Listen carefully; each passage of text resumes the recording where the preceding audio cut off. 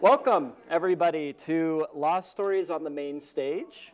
You can clap if you'd like. That's too much. We want to welcome everybody. We're so happy that we've had such a great turnout to this, and we're really excited about this event. This is our second time hosting this type of event, although this year we have some really unique aspects that we're really excited about. We had people travel from everywhere to come be here with us, which is fantastic. So we want to welcome all of you. Welcome all of our guests. I brought a guest, and when I got here, realized that he was wearing the exact same shirt as me.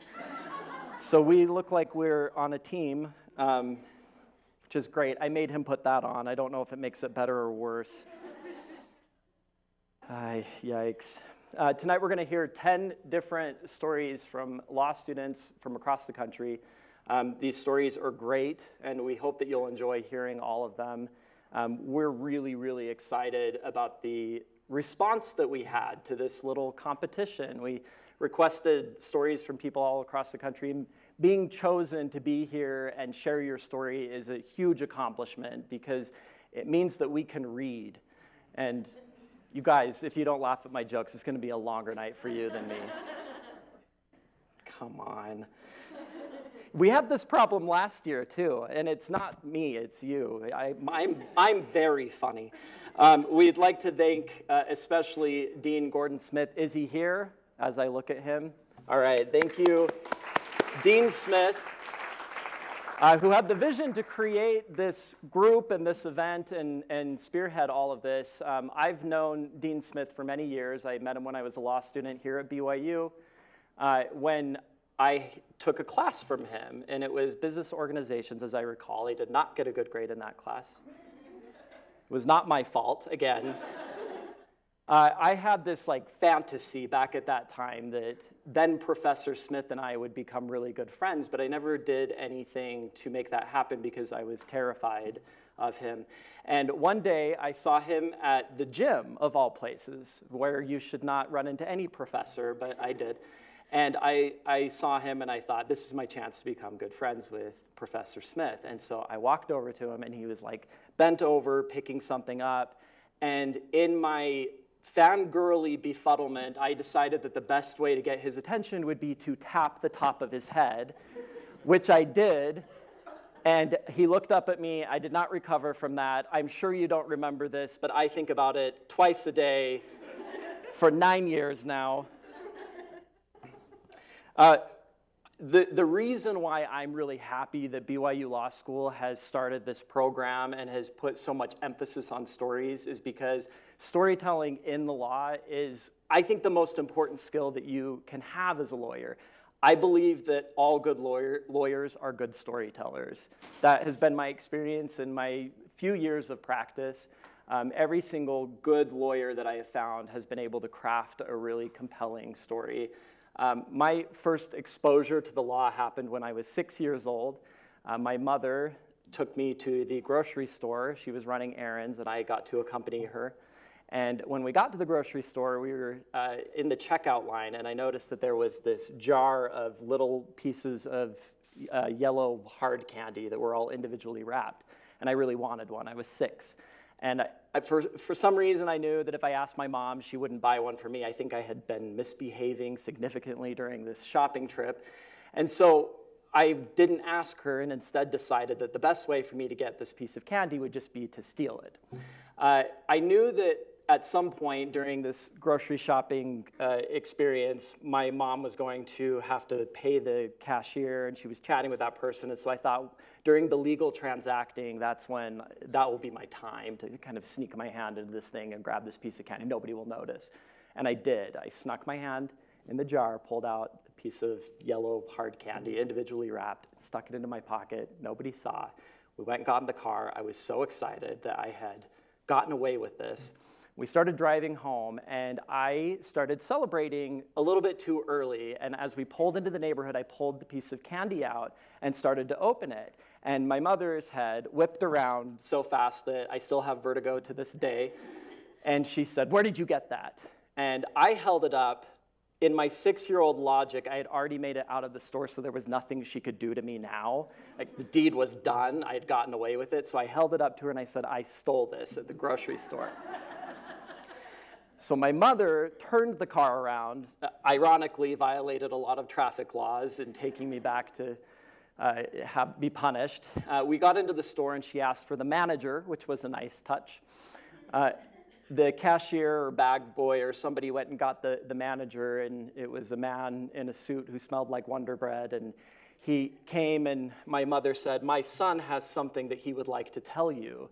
And so, because I was not ashamed, I held up the piece of candy and I said, I stole this from your store.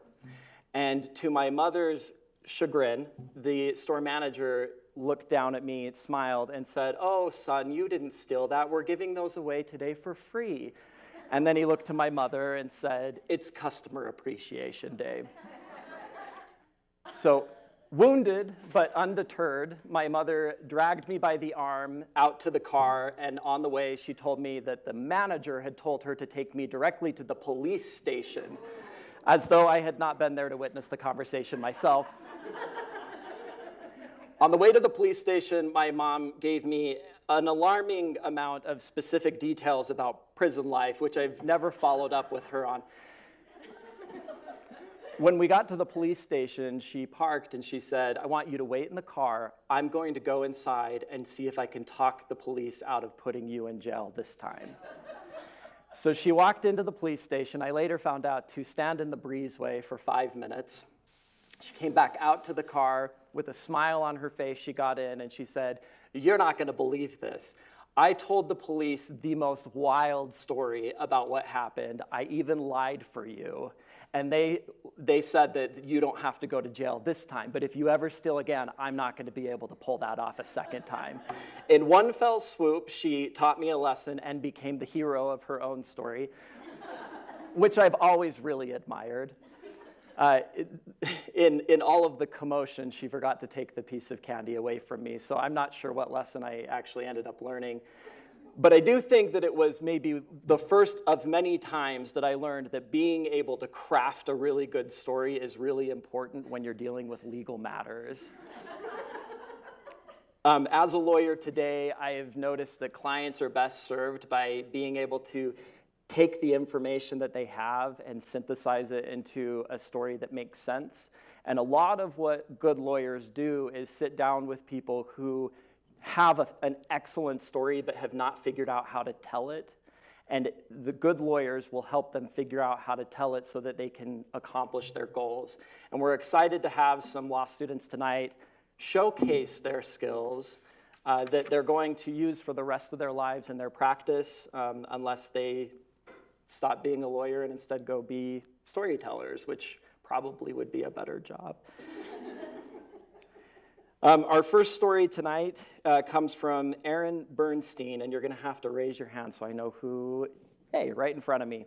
Aaron is a 1L at University of Wisconsin Law School. She aspires to practice public interest law and criminal justice policy reform. She penned "The World is Designed for People Like Me" and enjoys boxing and baking in her spare time. And I would love it if you could incorporate a little bit of boxing into this, if you're able. All right.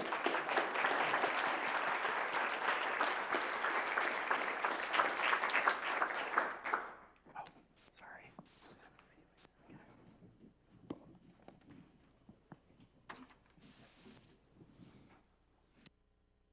The world was designed for people like me.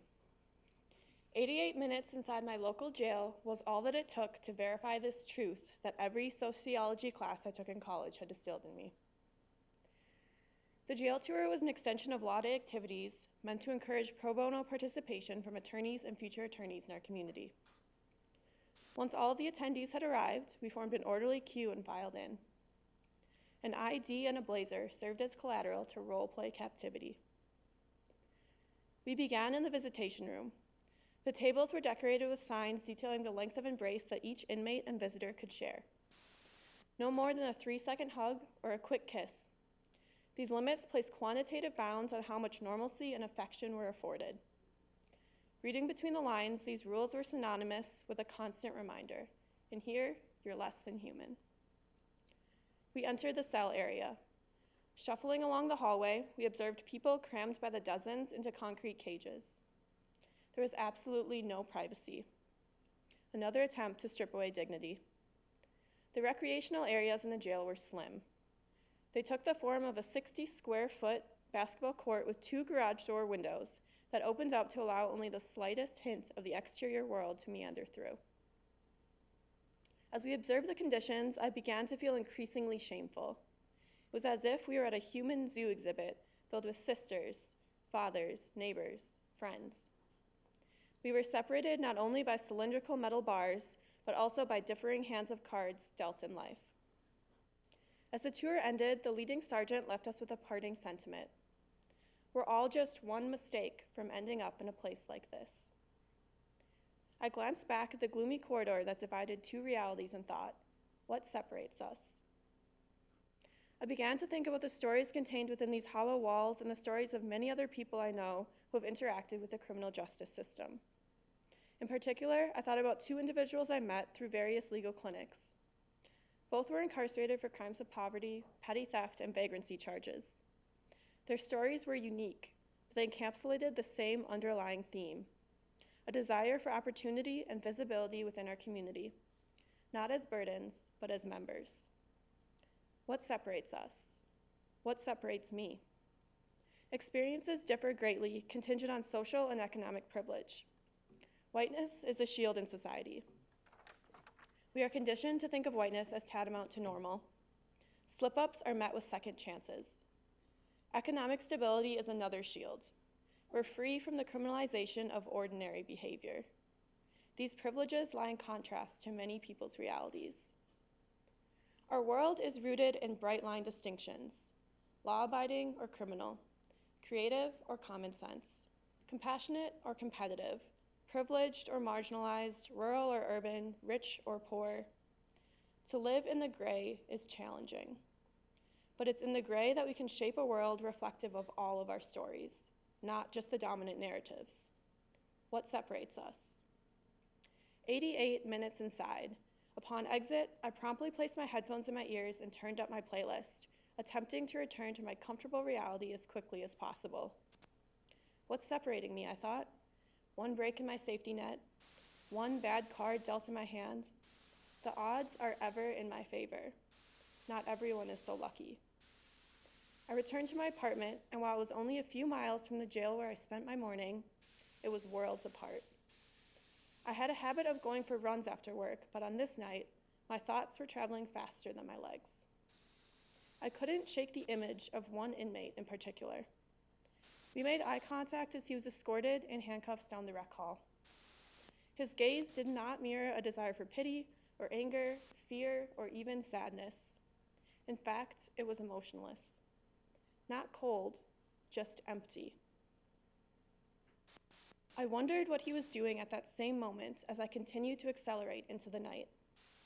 Certainly not experiencing the cool, soon-to-be summer breeze flowing through his hair. I wonder if he ever gets to experience such ordinary joy. I hope so. A few months later, I sat in a classroom on the last day of my first semester of law school. In his concluding remarks, my professor reminded us to seek out suffering. A few weeks later, I spot a piece of graffiti on a city street. Are you helping? Are you hurting? But how will I help? Leveraging privilege for justice involves more than pretty words on a page. It involves finding power and purpose in the gray. In the gray, we gain proximity and perspective. In the gray, we recognize stories, not statistics. In the gray, we see people, not prisoners. In the gray, we acknowledge that the world was designed for people like me. Thank you.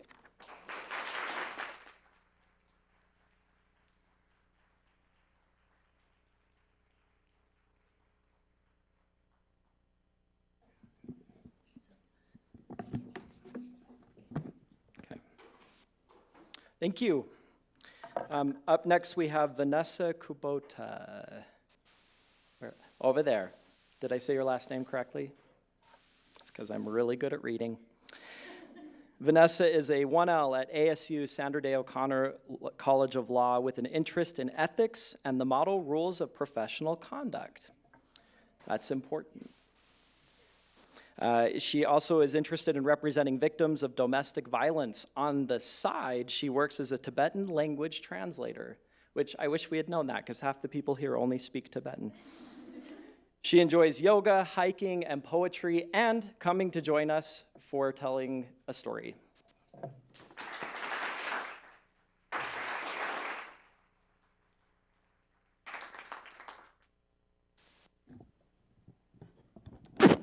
I'm very short. Okay. So this is called After the Order. Goosebumps assembled freely on my bare arms as I marched along the stone floor of the courthouse. I was following a suited man in brown leather loafers and gray pressed pants walking briskly before me. It wasn't cold, but I wanted to cover up. We entered a room like a great hall. People shuffled about. My family sat in the gallery facing me. Clerks stood like ministers guarding a fortress. Soon the judge appeared, and we were told to rise. His words were clean. We were silent as churchgoers wrapped in prayer. Only answer the questions, my attorney had advised me before my testimony. Do not speak unless you are prompted. They showed me pictures of a bloody face. Is this you? Yes, I responded. Wait, was that me? In the hospital, I looked like the Elephant Man. Suddenly, I felt the crushing metal bat against my skull. Was he chained up? His eyes were chasing mine. I felt my face get hot. Now, respondents' counsel was questioning me. Come on, stay in control. They wanted me to repeat what he said to me in the car that night when he was driving 100 miles an hour on the freeway with my daughters strapped in the car seat screaming. Was it raining that day? I tried to pay attention to every word, to answer everything matter-of-factly, without emotion, gazing at the space above my nose. Sorry, I'm trying so hard not to get emotional. With blurred eyes, I stole glances at the stranger at the table to my left. The man who had succumbed to schizophrenia's jurisdiction, whose world had devoured mine. I thought of my little girls at home with my mother, unaware that this hearing was determining their fate, our fate. My ex-husband sat silently beside his attorney, eyeing me as I spoke. I was in a safe place, a sacred space where truth and justice would prevail and where lies and falsehoods would be unmasked. The judge listened. The open space between the walls, between the bodies and the chairs and the tables, accepted my words like a mother's outstretched arms accepting her clumsy child. Respondents' counsel cross-examined me. My breath clung to my throat. She was sharpening me, demanding accuracy. Isn't it true? Words were like clean gray bricks, each fitted perfectly with the next like a Tetris game. I was in control. The law would not be swayed by emotion. The law was calculated and rational. I felt safe in this structured palace. The judge spoke. I remember the way the light brightened the wall above his head. The court finds petitioner's account credible. His words were exquisite, formed with care like perfect Greek architecture, structured and organized, eloquent and redoubtable, intangible words, vibrations in space, mantras. They transformed everything, although outwardly nothing had changed. I was still the same Vanessa, only now, with just the utterance of a string of words, I was vested with sole legal and physical custody of my children and a 3-year restraining order against my ex. After all the careful words, all the structure, and all the order, came the beautiful disorder, the flood of grateful emotion that ensues after the rational word of law has echoed through the courtroom. How profound is the yin and yang of the law. How many months we had kept it all together, drafting declarations, taking statements, filing pleadings, and now we could finally let go. I came to the study of law because the law saved my life. Okay, I can do this. I fled my husband's home with my 2 young daughters, 37 cents in the bank, sporadic interpreting gigs, and no idea what I was going to do. My husband stalked us across several states. I filed for a restraining order. I knew that I needed to present my truth in the language of the law.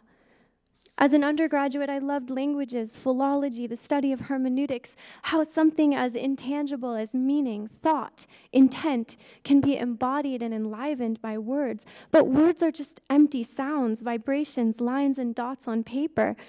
They too are intangible, lacking inherent existence, independent of context and interrelations.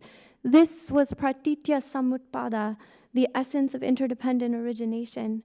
This was the paradox of the word and its referent, phenomenology and ontology, how what is ineffable can be expressed and how expression can evoke the ineffable. So I buried myself in ancient Tibetan and Sanskrit scrolls. Languages enthralled me, and I sought to delve into their mysteries. But this was a different language. I knew nothing about the law or how to protect myself and my daughters. You are weak without me, he said. But the law was with me like an invisible amulet. A kind attorney taught me how to draft declarations and submit pleadings. We prevailed through every step of the case. Now I am in my first year at ASU Sandra Day O'Connor College of Law. Every day I attend class surrounded by brilliant, beautiful colleagues. Every day I feel this disbelief that I am included in this prestigious class of young legal scholars.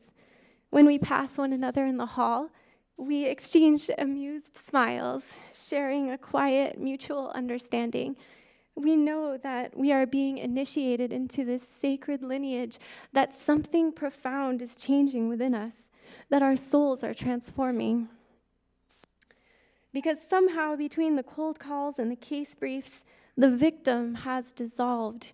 She is a heroine now, a fighter. She is Lady Liberty. She is Prajna Paramita, perfection of wisdom.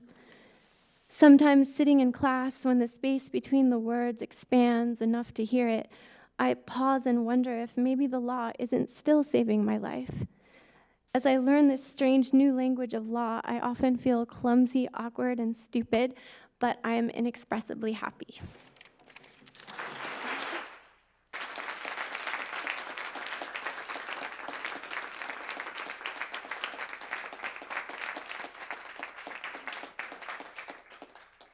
I'm kind of embarrassed about my candy story now.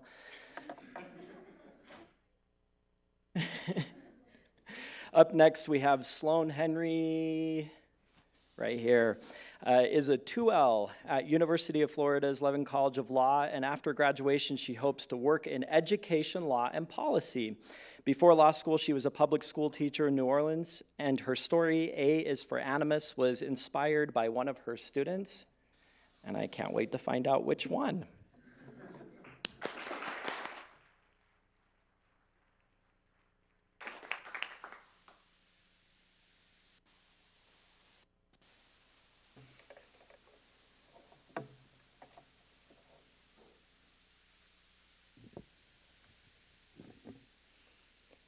"We put a man on the moon," Ray cooed as I poked and prodded the copy machine, which had jammed for the 3rd time in 5 minutes. Ray, we'll call him Ray at least, had begun accompanying me every day to the copy machine. By January, I had finagled 20 minutes of planning time for myself while my students attended PE class. For the first half of the year, I had to supervise my 35 4th graders during PE because they were, as administration reported, off the chain when I wasn't around.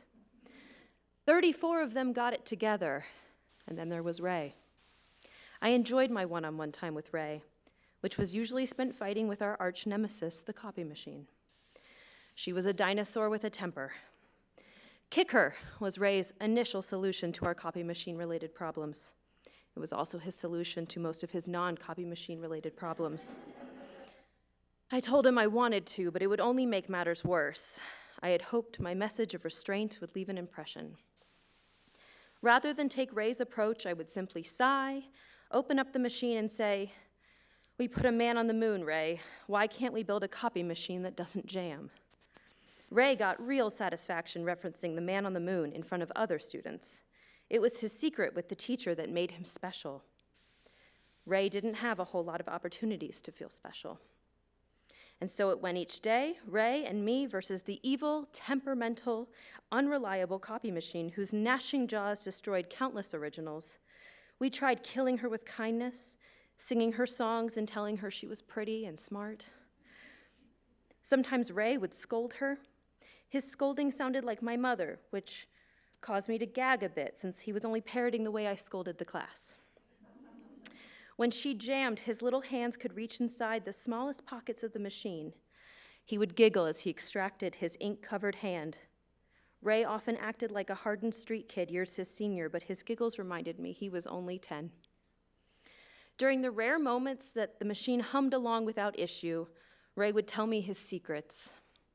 The kids he'd stolen from, the girls he liked, his irrational fear of bugs.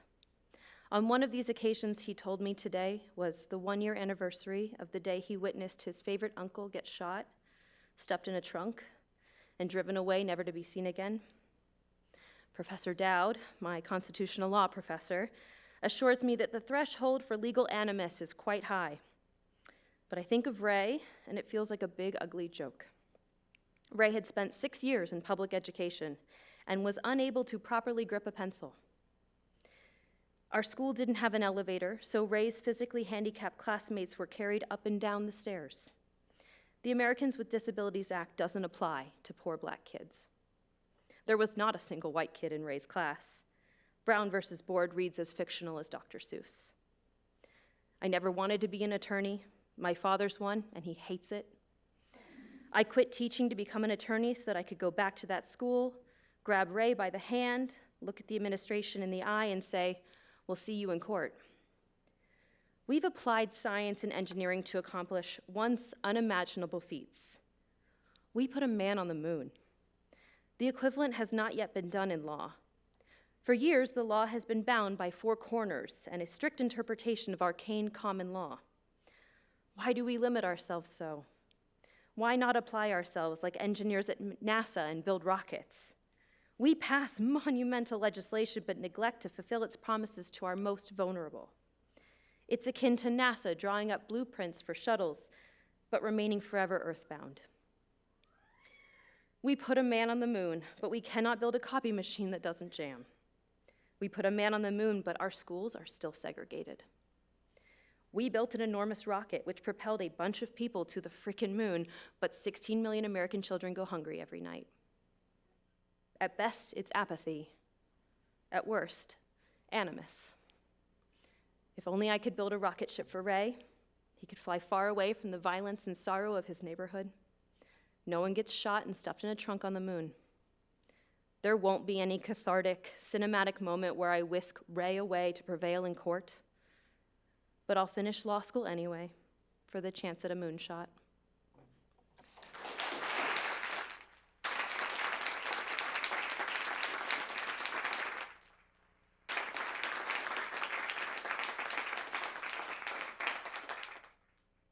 Thank you, Sloan.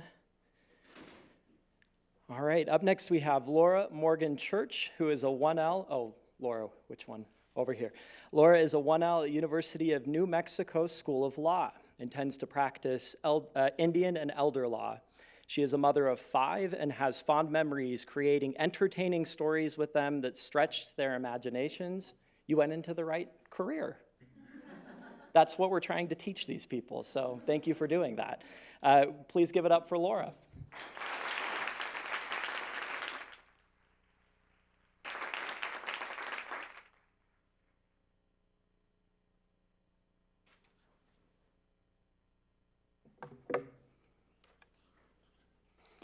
Yat bene, Lord Church Yenisha, Torich Ini Nishle, Shea Sena Jenny Bashichin, Aro Sinjakane da Shache do Hatso Dene da Shanale. I introduced myself in Navajo. I am Navajo. I also mentioned my clans. It's very important for us to introduce ourselves. We're more than our name. We represent our family. We represent our relatives, and our relatives through our ke, which is our family system. And I also want to acknowledge my sister, Becky Poha Pechigo, and my niece, Lene Sandoval. They've joined me tonight. Thank you for coming. The story that I want to share with you, it's entitled The Law, Commingling Life and Death. My father, the youngest boy with 9 siblings, was born on July 8th, 1932, so they say. He was born in a hogan, a 1-room, 8-sided home with the door facing the east, which always greets the sun in the morning. It was the most natural setting one could imagine. A medical provider was not present, nor was there an official recorder to record the date and time. Given this, ultimately, the Navajo Nation Census Office had recorded 3 different and distinct birth dates. Therefore, before we could pursue an official birth certificate with the New Mexico Vital Records Office, and to be in compliant with the Real ID federal law in the renewal of his driver's license, we had to first reconcile his birth dates through the Navajo Nation Family Court. In July 2017, my father and I completed the Navajo Nation petition to change record. He was a keen record keeper. All of his important documents were meticulously organized in his filing cabinet. We included a copy of his driver's license, Social Security card, DD 214 from the U.S. Army, Korean War, his certificate of Indian blood, his retirement documents, and his life insurance forms, all to verify the use of July 8, 1932 as his birth date. Then we waited for the court hearing date. That's when his and my life changed. He peacefully passed away, surrounded by our family and relatives, on August 22nd, 2017, one day prior to my mother's 70-ish birthday. His dedication to the Lord Almighty, his family and extended family, and his faithfulness in holding Bible studies in Navajo and in English with incarcerated men and women for over 25 plus years was uplifted and celebrated soon thereafter. One of my first 2 teachers, who gave me my identity as a Navajo woman, had entered the heavenly realms. Subsequently, a letter arrived at my mother's house, addressed to my father from the Navajo Nation Court. The document announced a court date on his petition for September 20th, 2017. My immediate question was, well, what are we supposed to do now? With light advisement from the court, my mother, siblings, and I submitted a petition to serve as substitute petitioners. On the day of court, we appeared before Navajo Court Judge Platero. Because I initially assisted my father with his original petition, my family agreed that I would address the court. This is where the Navajo Court justice door opened before my eyes. First, Judge Platero asked if we wanted to hold the proceedings in Navajo or in English. We chose English. Second, based on the merits of the original petition, Judge Platero inquired if we wanted to follow Navajo traditional and customary law, and if we did, it meant my father's original petition would be dismissed and closed. In part, Navajo tradition would say once a person passes, all matters would come to an end. We chose to proceed in American law on our substitute petition. I put forth arguments about the importance of how my father's birth date impact the living for purposes of its official recognition. Throughout the process, I felt I needed to walk lightly, to keep a delicate balance of adhering to Navajo traditional law and contemporary law. I did not want to disregard the teachings I received from my relatives regarding how to handle matters related to the passing of a loved one. Ultimately, Judge Platero ruled in favor to recognize the requested birth date. I just wish my father was present.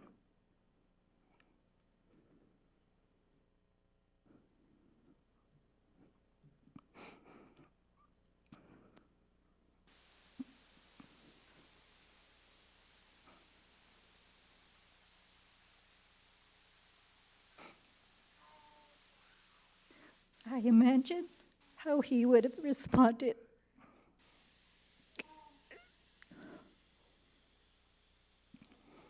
I would have imagined how he would have responded in his quiet, dignified manner. He would have smiled with a large-sized grin and let the tears flow. Just what I had imagined him doing turned out to be how I responded in the courtroom. The courtroom faces the east. When I walked out the door that one crisp fall morning, the sun shone on my being, and what a beauty to see the sun over the Sandia Mountains 40 miles away. The experience resonated with me. I had just testified in the Navajo courtroom. The subject matter was deeply important to my family. I had participated in a court proceeding that intersected Navajo traditional law and American law. Wow, that was amazing. 2 levels of sovereignty. At that moment, while standing on the courthouse steps, I decided to pursue law school, which propelled my long-held desire to become a lawyer. From there, I went to visit my father's gravesite at the cemetery. I cried both celebratory and grieving tears. Softly I said, "We did it. I love and miss you, Dad." As I quietly drove away, I was at peace. Thank you.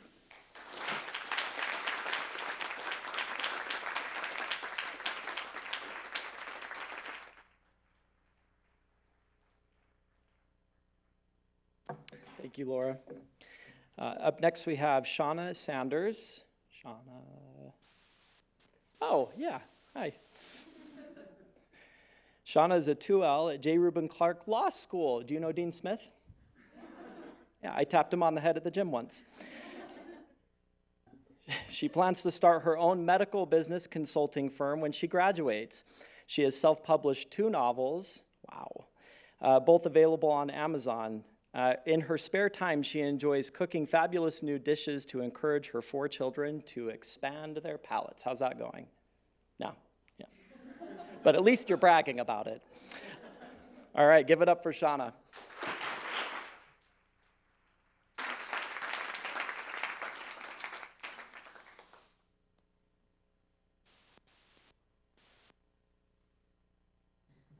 My story is called Catch and Release.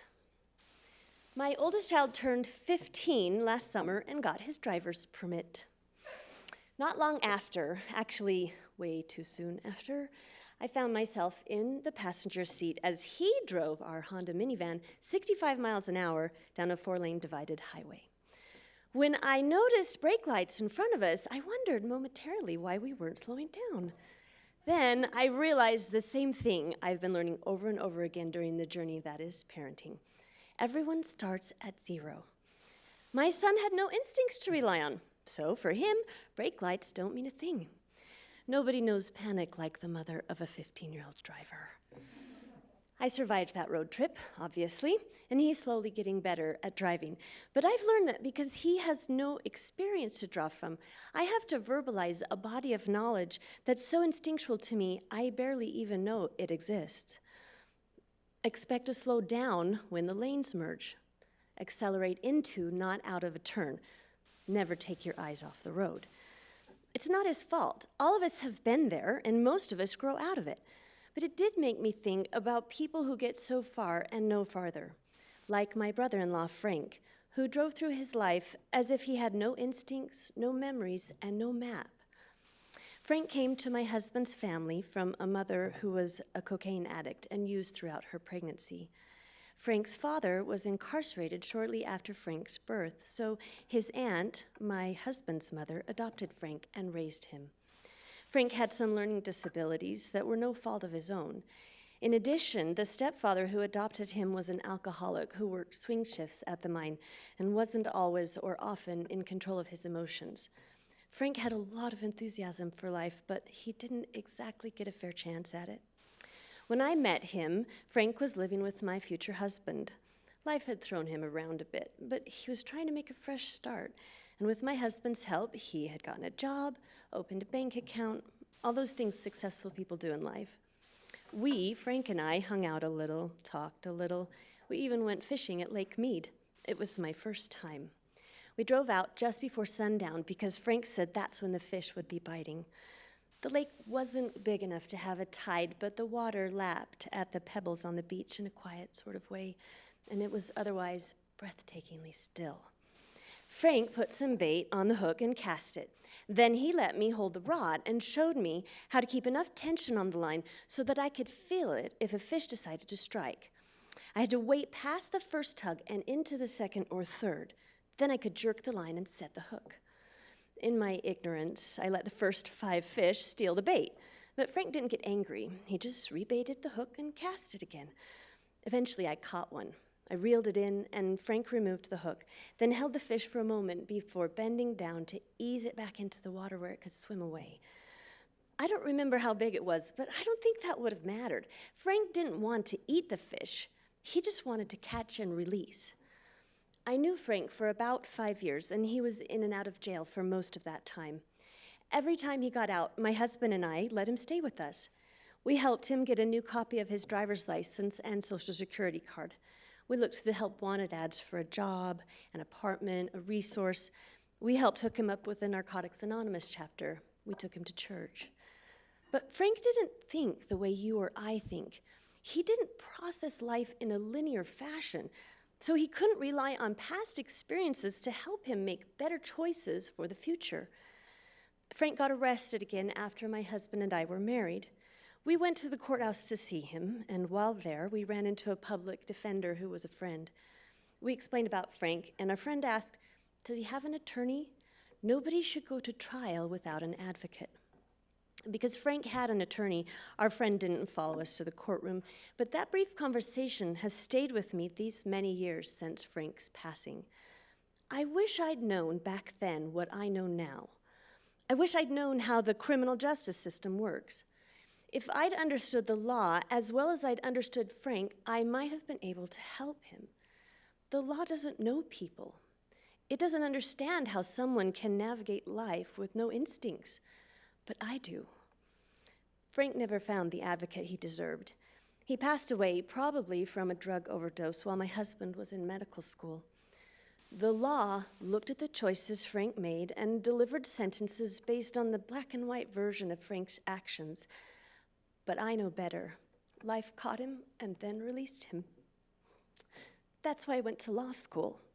Because most of us are like Frank when it comes to the legal side of life. We have no instincts, no experiences, and no understanding. We start at 0. We're like my son driving down US 6 and watching a Volkswagen trying to merge between 2 semis. He doesn't know that the back semi is going to slow down to let the car in. But I know. And I know he doesn't know, and I can tell him. Thank you.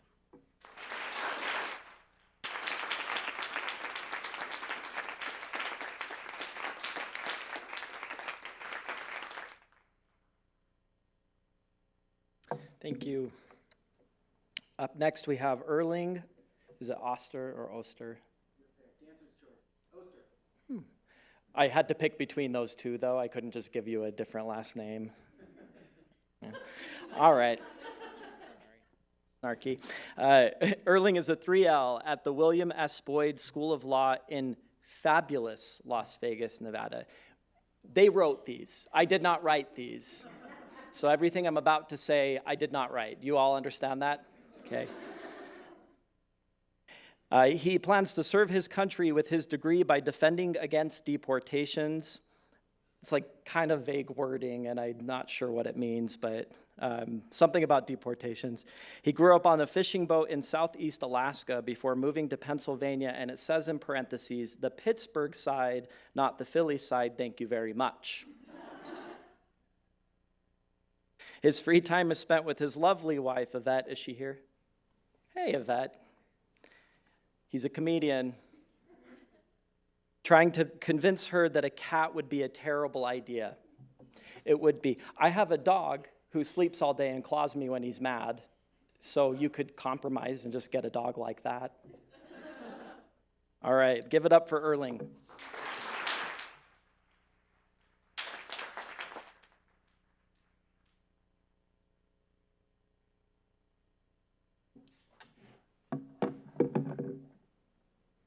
Thank you for that wholly original introduction, Ian. I had no part of that. Or Eli, pardon me, Eli, I had no part of that. And thanks to my wife, Yvette, for being here. But thank you to BYU. It's been, and I think the other authors will agree, it's been a first-rate operation, and especially to Rebecca, who's terrific. So thank you so much. The title of this is Me versus Astrophysics versus the Drug Wars versus Queen Elizabeth II. I am not the first person in my family to go to college. I'm the first to go to prison. This is the mantra I come back to from time to time during my sojourn in law school. This is what I can't forget, even if I wanted to. I don't want to, though. This is my burden to carry as well as my trophy to hoist. This is the thought that parades through my head as I rise alongside our barrister and solicitor at the Royal Courts of Justice for my first trial as a legal intern in London. It is surreal. If the boys at the penitentiary could see me now, I think. I indulge myself a clipped smile. My heart pumps twice like an affirming squeeze from my mother's hand. See, my heart and I, we have a history. For a millisecond, I'm transported. I'm sitting shackled in a jumpsuit next to my lawyer, about to be sentenced to 5 years in state prison. When the judge delivers that blow, my heart stops for an instant, presumably to consider if it will ever start again. It does, but it seems changed now, like it just discovered a horrible truth of the world and will never again beat like it once did, as if the reality behind Santa Claus and sausage construction were both presented to it at the same harrowing moment. The Italian fabric of my lawyer's suit had brushed against me as we rose to be sentenced for my drug conviction. To the average observer, it might have appeared as if we were standing next to each other. But that is impossible. Inmates know the gulf between defendant and advocate is far too vast to see one another with the naked eye, let alone make physical contact. Those distinct beings are not even of the same dimensional plane. Yet here I am in Her Majesty's court 10 years later, learning how to transform one into another, trying to create new life by melding two disparate races, defendant and attorney. This is Dr. Moreau-level fringe science. This is alchemy. I'm not the first person in my family to go to college. I'm the first to go to prison. This is the motto I return to as I forge my own identity as a student attorney. This is what allows me to speak to my clients from a place of empathy, not just sympathy. This is what parades through my head as I wait alongside my supervising attorney in the visitation cell at the Henderson Detention Center. It is my first trip back to jail since I was an inmate, and I've been locked in this room for somewhere between 27 minutes and 48,000 years. Time has become unrecognizably mangled for me, as it does for people in places of incarceration. My body forgets that I'm only visiting, and my heart tumbles deep into the caverns of my gut.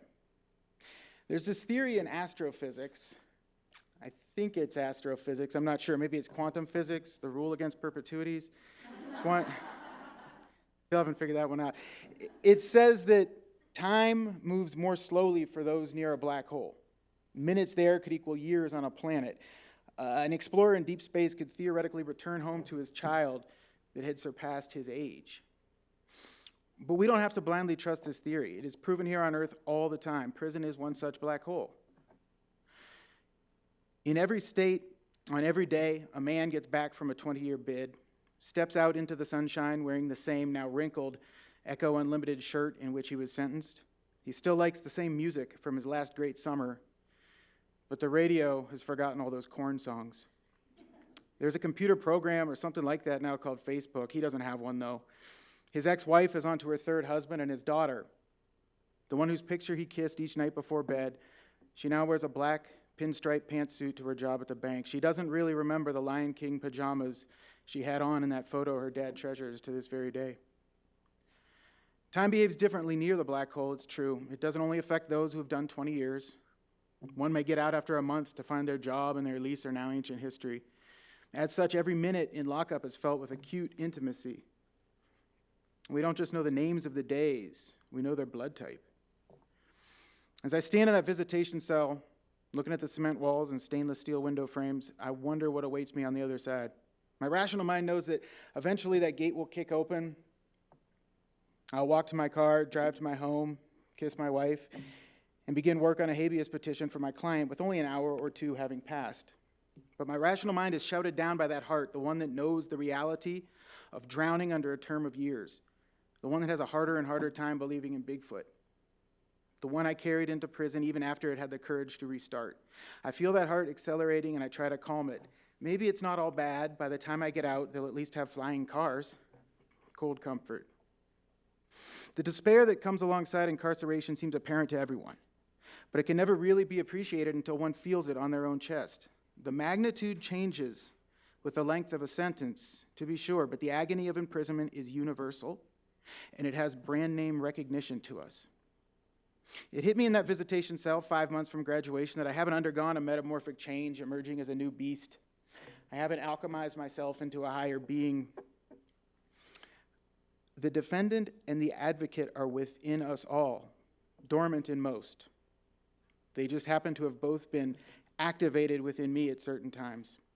And this has left me at the edge of lawyerdom with an extra tool in my kit, not wings, not scars. We get out, I drive home in a regular car that still doesn't fly, and I kiss my wife and sit down to research my client's case. I doubt my own time incarcerated will make me any better researcher or writer or oralist, but I know full well that it allows me to feel for my clients more intensely. I know that my time in the black hole can make the distance between defendant and advocate a bit less vast, and that must count for something. I am the first person in my family to go to prison and the first to go to law school. This is the thought that rests just below the surface as I place my hand on my client's shoulder and we sit down for a removal proceeding.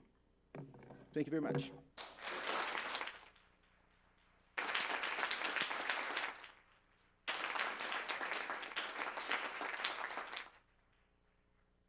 Thank you, Erling. The rule against perpetuities is a phrase a judge said on accident once, and we've all been pretending ever since. Up next, we have Katie Rain. Where's Katie? Hey. Katie Rain is a 2L at the J. Reuben Clark Law School. Do you know Shauna? Her son is a very bad driver.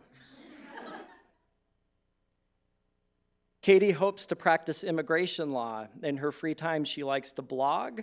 What's your blog? Do we get to know it?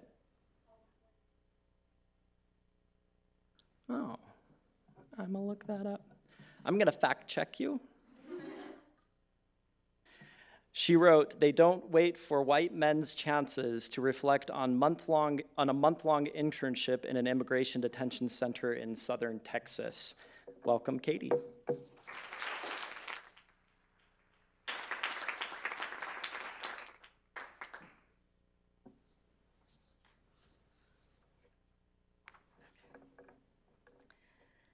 I slow down at the intersection and pause. Should I stop at a blinking yellow light? I glance around for other cars, but see only a couple of shabby buildings. On the other side of the street, old men sit on lawn chairs under the metal canopy of a retired gas station. It looks like the type of town that people come to only if they have to. Men work in the oil fields because they need a job. Children born here stay only because they know nothing else. Immigrants, detained and contained here, can't leave. I unpack my things in the hotel room: clothes, toiletries, snacks, and books to fill my spare time. I didn't bring a lot since I'm only staying for a month. My first day in the detention center, I listened to women's stories. One by one, they tell me why they came to this country, and I listen. I'm supposed to teach them about the law, and I do. I tell them about asylum. But more than that, they tell me, and I listen. The detention center is packed with at least 2,100 women and children, so it's late when I get back to the hotel and grab my journal to record the stories I've heard. My pen is on the paper before I realize that I can't write them down. I'd promised each woman I wouldn't share what she told me with anyone. I slowly close my journal and feel a small portion of the weight these heavy stories place on the women who have carried them in silence for so long. I sit for a moment on the bed and then open a book and begin to read.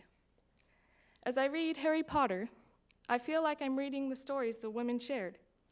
Stories of dark figures who go around threatening and torturing people with their faces covered and their skin marked. Stories of murder and corpses and horror. These stories terrified me when I was little, but the children I've seen and talked to this week have lived these stories. They can't put the book down when they're too scared to find out how it ends, and their mothers can't assure them, as parents always do, that it isn't real, that it's just made up. Because for them, it is real. It's their life. Like the boy who lived in Godric's Hollow, the only thing protecting them is their mother's love. But there is a difference between Harry Potter and real life. When Voldemort has Harry Potter in his grasp, he explains to him why he wants to kill Harry. Unfortunately, real life villains don't explain themselves so clearly. They don't give reasons for their maniac actions. And asylum law requires a reason. The second week, I accompany women in their interviews where an officer decides if their fear is credible. To understand what an interview is like for a detained immigrant, imagine for a moment that your daughter has been kidnapped. You've just discovered where she is, and you're giving directions over the phone to a non-English speaking policeman through an interpreter. Because the interpreter is from England, and because you're frantic, this is what the policeman hears the interpreter say. She's locked in the boot of an auto in a car park next to a block of flats on A Street. Go under the motorway, over a pass, and cross footprints. But what you really said was, she's locked in the trunk of a car in a parking lot next to an apartment building on A Street. Go under the freeway overpass and cross the tracks. The policeman only heard what the interpreter said and wonders how you are so uneducated and directionally incompetent. But you don't realize that you need to clarify. In the hotel after an interview, I opened To Kill a Mockingbird. It tells of similar misunderstandings. They spoke the same language, but different skin colors presented a barrier to understanding. I wonder if such misunderstandings will always exist. I read about Atticus Finch, who believed Tom Robinson had a chance in court. But when Tom Robinson gets shot while running from prison, Atticus says, "I guess Tom was tired of waiting for white men's chances and preferred to take his own." Some people think these immigrants depend on the United States, that they wait for chances from officers, judges, and welfare workers. But I see that they don't. They don't wait for white men's chances. Like Tom Robinson, they've each had the grit to take their own chance. Some suffer his fate. When they get beat by the system, we are the ones who lose. They don't have anything to lose. They've given up everything in their flight for freedom. But we have something to lose. We lose their hope in us. We lose the trust of those who believed in liberty and justice for all. Tonight, I read about a man once known as 24601. With a shudder, I remember that this morning, in a room packed with women and screaming children, while trying to sort through illegible paperwork, I'd referred to a woman by her number instead of her name. What was her crime? She crossed a river. Some cross only a bridge. They are marked and tagged. Ankle bracelets are as effective as Jean Valjean's yellow card in telling society they're criminals. My last week, I observe court proceedings and take notes. We wait for 20 minutes in the trailer that serves as the courtroom before the judge finally makes his appearance through video teleconference. His demeanor is one of contempt as he sits slumped back in his chair. He rushes through his words like a memorized script. This is a hearing. You aren't entitled to representation by a lawyer. I don't have a law degree yet, so I don't understand everything he says. But it doesn't take a law degree to recognize disrespect. When the attorney tries to comment, he barks out, "Stop talking." He asks her a question, and without waiting for an answer, he simply says, "We're done." To dismiss each woman, he spits out, "Good luck in your country." I've read lots of books, but I can't think of a character who can help me understand the immigration judge's apathetic and uncivil manner. There has to be some explanation for why he deports 16 of the 17 women and children who appear in his courtroom. But, like those who chased them here in the first place, he doesn't give a reason.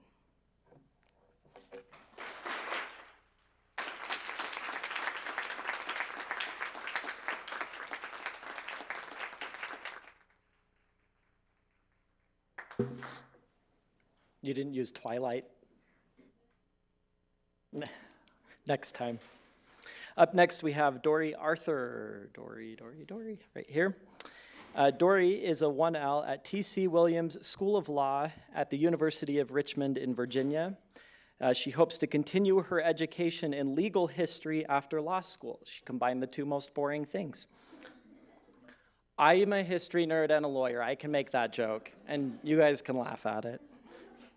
She wrote The Merits of Applause for Law Stories and likes to travel and explore national and state parks in her free time.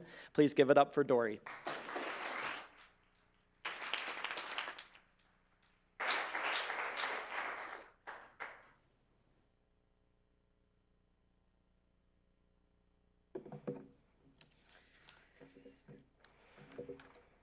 Okay, this is the merits of applause.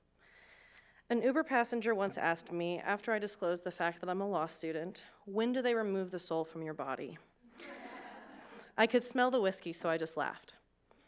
In the fall of 2018, my future colleagues and I quietly filed into our first doctrinal lecture at the University of Richmond in Virginia. As postgraduate students, we've been discharged from the storied undergraduate tradition of name games and fun fact sharing. At this point, we're all well aware of what the bell curve is, and certainly its relevance pertaining to our terrifying yet hopeful futures. With our Carol keys in hand, we swore an oath to the library that day. We would only emerge for moot court and occasionally for sustenance. Repeat after me. We promise to never use online briefs or commercial outlines. Singularly, we fabricate our chant. We have our sights set on law review in the top 10%. We know that trust is not a valid currency here. The risk of using a shared outline is far higher than the potential reward. We lock our carols to protect precious pages of precedent from our peers' tearing fingers. We have spent our summers not only preparing for the rigorous academia ahead by digesting stereotypes associated with becoming a member of this profession and emotionally preparing ourselves for the competition and likely loneliness ahead. This game is zero-sum. The unfortunate truth is that we are enemies. The only way that I can succeed is at their expense and vice versa. So here we are, sitting in our assigned seats, room 101, keenly aware and prepared to crush it. Contracts guru and bar prep lecturer David Gustav Epstein stands at the podium. Before we receive his lecture, we're informed that whenever we have a visitor, we are required to introduce ourselves and shake their hands. I can imagine it would be uncomfortable for a prospective student shadowing a class to face a line of 50 students with 50 names and 50 hands, but I get it. It's a nice gesture. Epstein proceeded to sing us a song in the tune of Achy Breaky Heart called Don't Use Canned Briefs. Still a little strange, but hey, his reputation precedes him. Finally, Professor Epstein informed us that at the end of every class, we were required to applaud him. Applause? This was forced affirmation. I mean, aren't we supposed to be grown-ups? After all, this is grad school, you're a professor, and you want me to applaud. We're not stupid. This man, in an obvious attempt, was actively trying to wear down our calloused hearts. Well, too late. We've worked tirelessly to harden ourselves and prepare for 3 years of sabotage, starvation, and struggle. Shaking hands is polite, songwriting is creative, but applause? Applause is unifying. Applause is generous. Applause is nice. How dare he? But we applauded. We applauded for civil procedure, too. We applauded for anticipatory repudiation, for Erie, for joinder. We even applauded for UCC 2207. We applauded louder on days when Epstein expressed his belief that he didn't deserve it. We applauded for good jokes, bad jokes, birthdays, and particularly great answers delivered by our peers. We generously distributed to each other the affirmation and support that gets lost in the busy hallways of academia. We rewarded our professors for bringing us from confusion to clarity with their masterful discourse. On tough days, the applause jolted our spirits with the kind of roar one might take into battle, or, alternatively, into the library to figure out what exactly you're supposed to do when a compulsory counterclaim destroys diversity in federal court. By the way, I recently learned that you just separate the claims. It's like really easy. This world is increasingly uncivil, particularly in forms that benefit from civility. This proposes a problem for law school culture. Students in law schools today do not remember a time without the internet and memes mocking tragedy. They are training to be future politicians that will certainly be subject to negative ads attacking their very being. On top of the inherently competitive experience of being in law school, top 50 law schools are harder to be accepted to, and young people are more driven and impressively credentialed than ever before. The playing field is not level, and it is brimming with merit. To be clear, I do not rebuke this system. It is important now more than ever that the folks writing legislation, arguing before the most influential courts, and yielding high political power are the best of the best. But in order to continue this great democratic experiment and ensure a prospering society for future generations, we cannot surrender collegiality. Something more than the clapping of hands happens in the Section B classroom at the University of Richmond, and it's something you cannot find at very many law schools in this country. We are all actually friends. Classrooms are deafeningly loud with laughter and conversation before and after class. We share correct outlines. We whiteboard concepts for each other. And when someone callies a class, he or she is a champion for all of us. The world is complex, ferocious, and cruel, but the world is also warm, kind, and full of opportunities for camaraderie. My short answer to that mildly inebriated Uber passenger is this. In law school and in life, you make choices. One choice of which is whether or not to allow competition, impossibly difficult work, and fear control the way that you operate in the world. You can be adversarial and disagree without dehumanizing or disrespecting your opponent. We choose not to sabotage, but to lift each other up, celebrate each other's victories, and help compensate for each other's losses. And to that end, we applaud.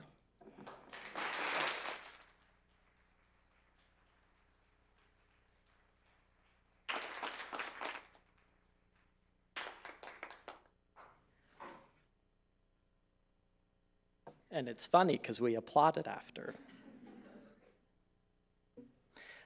Carlisle Shelson. Yeah, yes, I'm getting, yeah, you're the last one on that row, anyway. Carlisle is a 1L at University of Illinois College of Law who hopes to work in environmental law someday. Her favorite book is Catch-22. She has just become obsessed with Game of Thrones. Do you know Katie? You're sitting next to her. She likes Harry Potter. Dragons. And she loves to run. That it? Okay.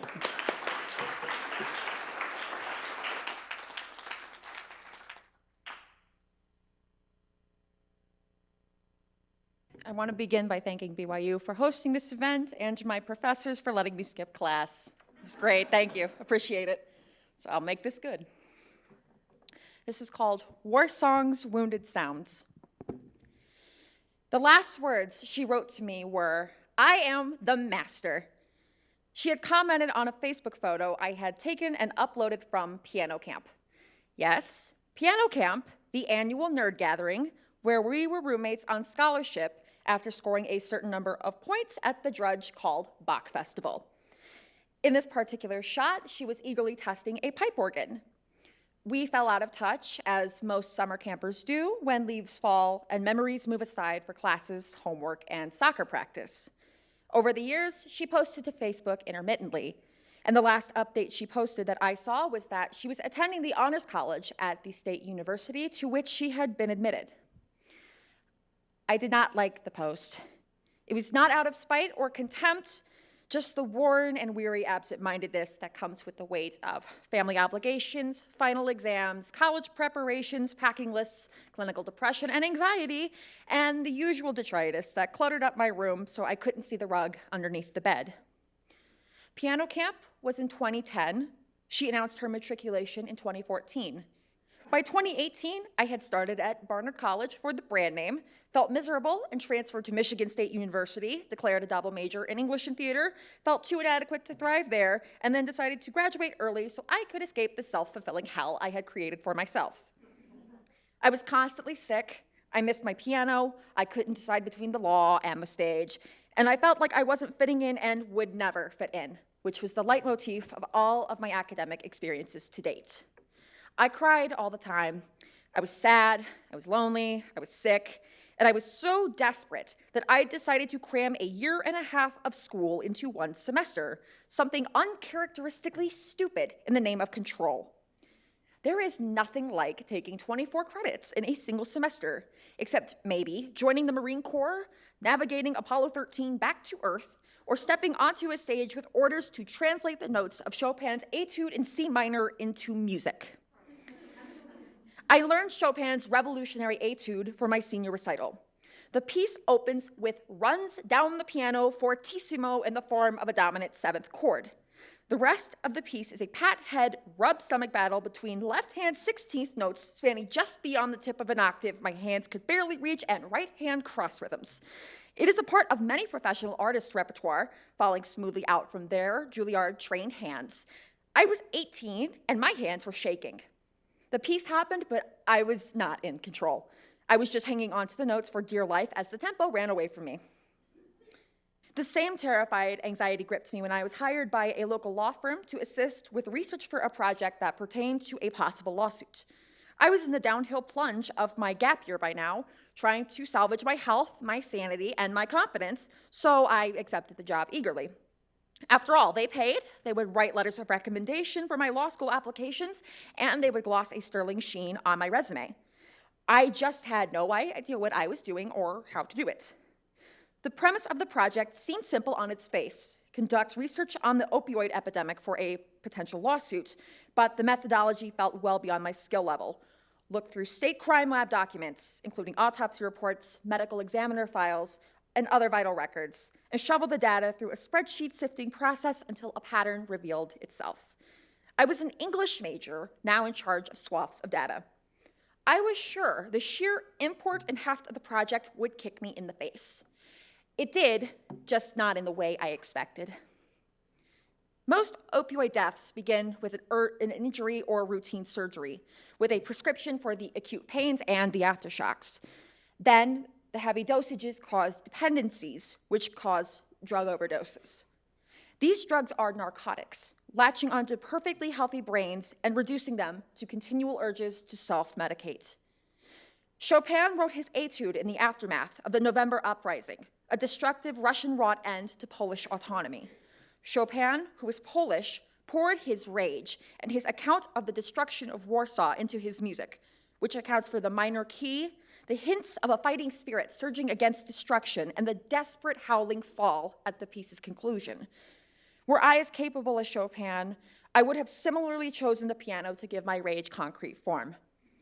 Words were unable to wrap themselves around my emotions.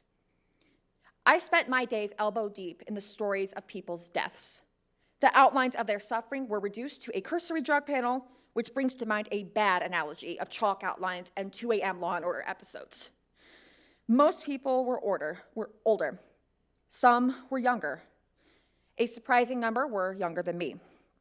There were infanticides, incorrectly categorized as drug overdoses, murders, suicides. The only pattern I detected was that people suffered in tortured ways and met grisly ends. A desperate, howling fall. One drowsy afternoon at the office, without warning and with bone-crushing impact, she and I were reunited.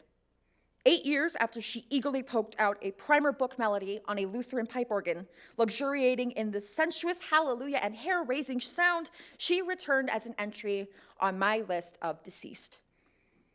Her autopsy report, her cause of death, the county coroner and the local police's reports lay before me, dissecting her component parts and remanding her humanity to the past tense. And then I had to pull her apart again. Like she hadn't once been a whole human of flesh and blood, a magnum opus of her own beautiful design, she became columns and rows of vital statistics. She entered the data sphere, a paltry substitute for the afterlife, where she is one of thousands of parts of persons former. I don't want to go into the details of her death. There's some closing argument moral about the ravages of the opioid epidemic that I am sure an attorney will ring out in front of a jury someday. I don't know where she's buried. I don't know if she was in any pain or if she went quickly. I don't know if the lawyers who will ultimately be using my research going forward will even see her name. I doubt they'll care, even if they do.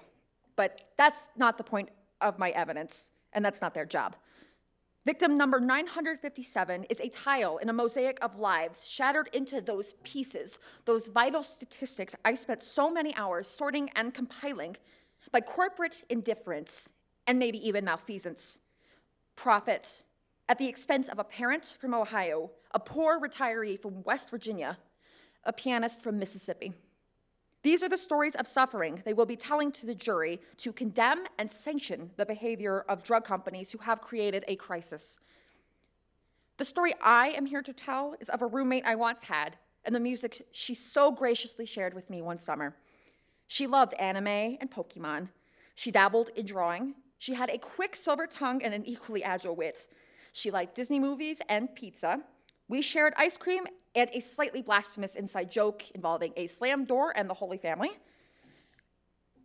I don't know if I believe in heaven, but the end of suffering should be met with music, no matter where we go, even if it's nowhere.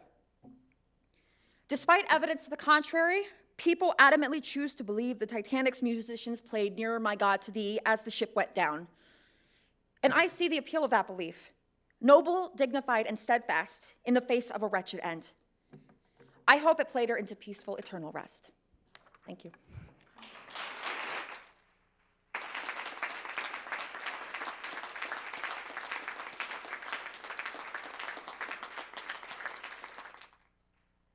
Thank you, Carlisle. We had one more storyteller, Walter Garcia, but I understand that his flight was delayed or he's walking here. I don't know, but he didn't make it.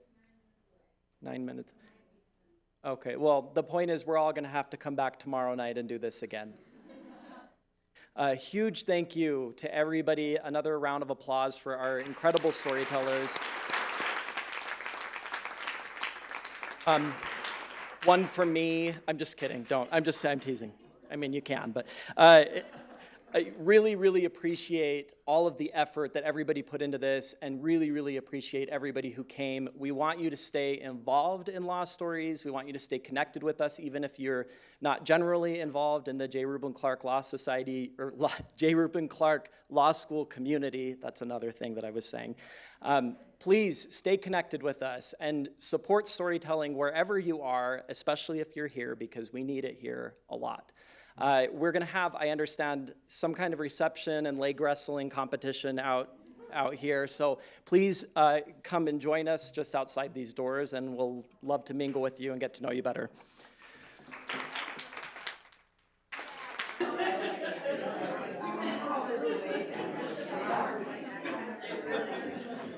All right, I wasn't kidding when I said we were going to come back.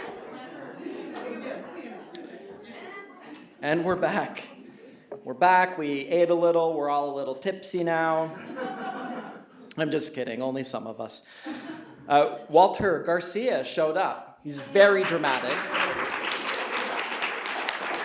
Very dramatic, big entrance. Walter is a 1L at Northwestern Pritzker School of Law in Chicago, Illinois. He hopes to use his law degree to right as many wrongs as possible and to fight on behalf of underprivileged communities. In his spare time, Walter enjoys traveling, spending time with loved ones, and reading anything related to politics, especially the Kennedys. Please give it up for Walter.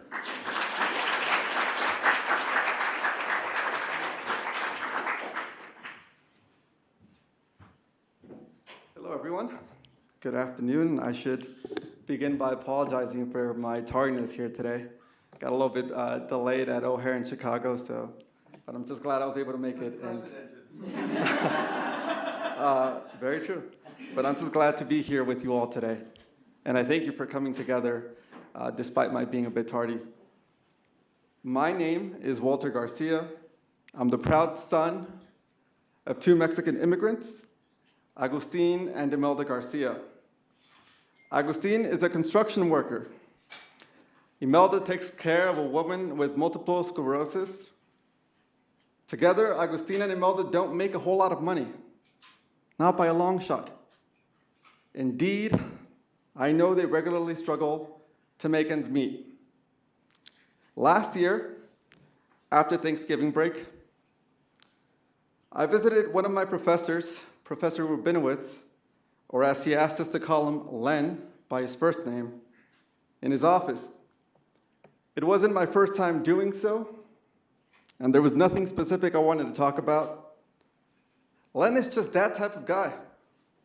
Someone who quite literally keeps his door open for anyone to enter. We exchanged pleasantries, talked for about 5 minutes or so, about our breaks, and I then got up to leave. But it hit me. Why not tell Len about that one thing? I began hesitantly.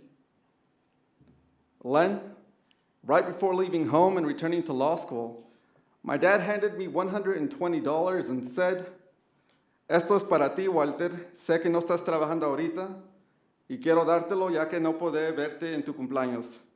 Translation: "This is for you, Walter. I know you're not working right now, and I want to give you it since I won't get to see you on your birthday." I continued telling Len. My first instinct was to turn my dad down. He could use the cash far more than me. And I knew he had to spend hours upon hours in the scorching heat to earn it. But I remembered what an old friend once told me, that sometimes parents just want to feel like they're still needed.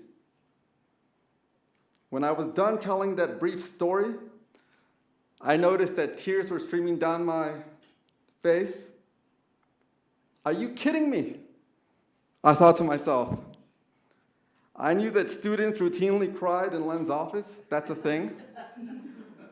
Everybody at Northwestern quite knows about it. I had heard all about it. I just never thought it'd be me. But I decided not to fight it. How can human beings be so selfless? I asked Len. Right now, I should be doing more to help my parents. They're suffering. Instead, I'm getting into so much darn debt and keep on getting confused in class after class. Len's legs were glued to the floor, his kind, gentle eyes fixed on me. I could tell he had been listening intently. After gathering his thoughts for a couple of seconds, he finally said something. "Slow down, Walter. Slow down." All of us here in this room have experienced disappointment because we didn't do well on a cold call, because we didn't knock a writing assignment out of the ballpark. Or if you're not in law school, there are plenty of other disappointments to choose from, and they will likely be of a more reasonable nature. My disappointment that day was simple. I felt frustrated because I wasn't doing enough to help my parents. But I'm told that as we live more of this thing called life, with all of today's, with all of the pressures that today's society imposes on us, responding to an email ASAP because you always have your phone on you, doing something impressive so you can immediately brag about it on Instagram, etc., the list goes on and on, that disappointment will always be lurking around the corner. Well, Dr. Martin Luther King Jr. once said, and I quote, "We must accept finite disappointment, but never lose infinite hope." There's a reason, I think, Dr. King used the phrase finite disappointment, because within all of us lies a magical power. A power that time and again has allowed us to turn mere disappointment, bound by no time constraints, into finite disappointment, that which by its very definition is limited in time. Think back to that cold call writing assignment or more reasonable disappointment I mentioned earlier. I'm sorry I brought up those bad memories, but you were able to overcome. You're no longer carrying on your shoulders that baggage, thanks to your magical power. Dr. King, however, he didn't stop there. He then asked us to, quote, "never lose infinite hope." Think about the world that Dr. King lived in when he said that. Think about all the indignities that people of color had to face back then. Yet he still believed in humanity's better angels.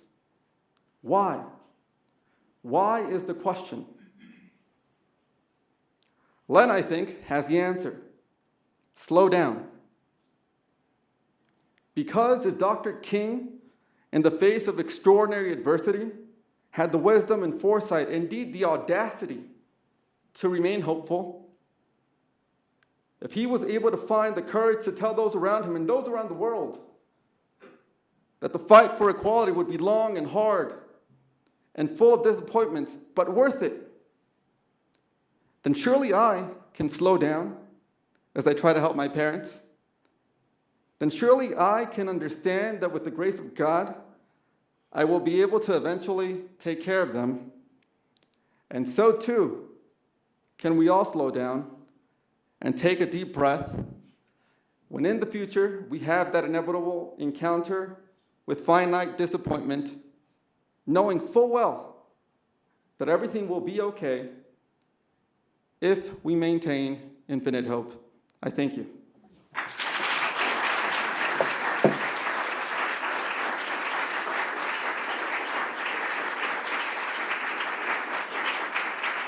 Okay, now we're actually done. And we would really love to have all of the storytellers come up. We're going to take a picture, human pyramid style or something. So if you could come up here, that would be great. Thank you.